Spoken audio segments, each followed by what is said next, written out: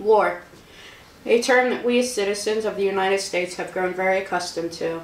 With the beginning of the Gulf War in 1990, followed by the conflict in Iraq, the conflict in Bosnia, the Kosovo War, and now the war on terror in Afghanistan and other countries, many of us in this room are not old enough to remember a time in our lives that our country has not been at war. An unintentional and often forgotten result of war is the flood of refugees into bordering states. Hundreds of thousands of people are fleeing their homes to avoid bombings, rebel attacks, insurgent occupations, crimes against women and children, or retaliation from radical groups such as ISIS. In my hometown of Lancaster, Pennsylvania, we have welcomed refugees into our cities with open arms and supportive hearts. We have social service groups that are dedicated to helping immigrants adapt, learn, and thrive.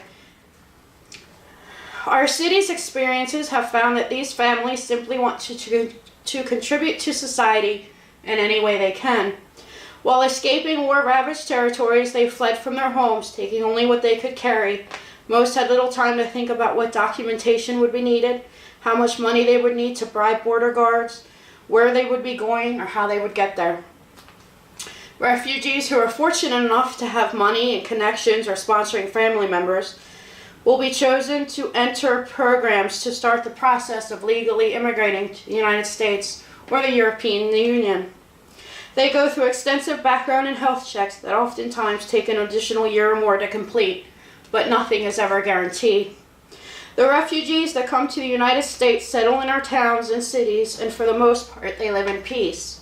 However, when international political tensions rise, or when there are bombings or shootings, especially on U.S. soil, the people that have been our neighbors for months and sometimes years are instantly labeled as enemies by certain subsets of the population.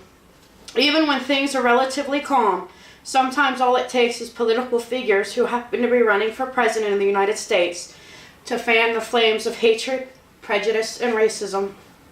The honors study topic allows us the opportunity as students and servant leaders to explore our world through multiple lenses to truly gain a global perspective.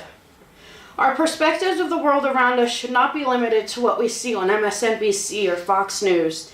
They need to be created through critical thinking, research, engaging in fellowship, and most importantly, through service. And remember, what's popular is not always right, and what's right is not always popular.